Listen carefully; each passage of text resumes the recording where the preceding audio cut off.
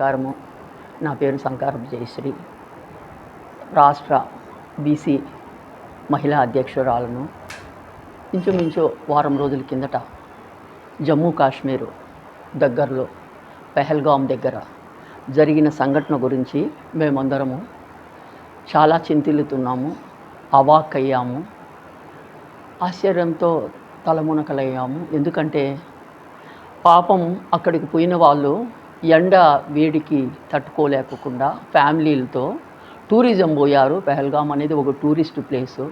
Tourism పోతే వాళ్ళు ఎంతో సంతోషంగా ఆ ప్రదేశాలను వీక్షిస్తూ ఉంటే మన సైనికుల దుస్తులతో ఈ ఆటంకవాదులు, ఈ టెర్రరిస్టులు మిమ్మల్ని కాపాడేదానికి మేము వచ్చినామంటూ దగ్గరకు పోయి వాళ్ళ ఫ్యామిలీలు ఎదురుగానే, వాళ్ళ భార్య పిల్లలు ఎదురుగానే మగవాళ్ళని చాలా అమానుషంగా, చాలా హేయంగా చంపారండి.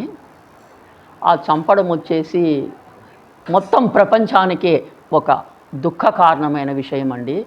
సిగ్గుతో తలదించుకోవలసిన విషయం అండి. వాళ్ళు అక్కడ ఉన్న ఆ సామాన్యమైన ఆ జనం వచ్చేసి వీళ్ళకేం శత్రువులు కాదు. ఏ విధమైన రిలీజియస్ విధంగా మత ఛాందసవాదులు కూడా కాదండి. వాళ్ళు సామాన్యమైన ప్రజలు ఏదో వినోదానికి పోయినారు.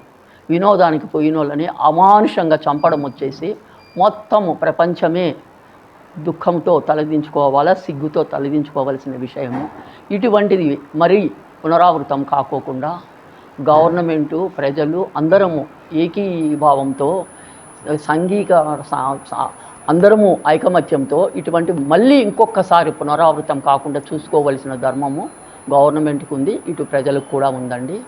ఇంతకు మించిన దుర్ఘటన ఉండబోదు, పునరావృతం కాకూడదని ఇప్పుడున్న ప్రభుత్వాలను వేడుకుంటున్నామండి మేము.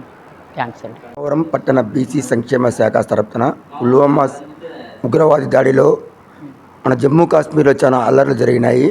దీనికి మేము బీసీ సంఘం తరపున చాలా చింతిస్తున్నాము. ఇలాంటి ఘటనలు జరగకుండా కేంద్ర ప్రభుత్వము త్వరగా వారిని అణిచివేసే శక్తి ధోరణిలో ఉండాలని మా బీసీ సంఘం తరపున కోరుకుంటున్నాము. ఇలాంటి ఘటనలు ఎవరూ చేయకూడదు. ఎలాంటి వారైనా ఈ సంఘటన మీద ఖండించాల్సిందే.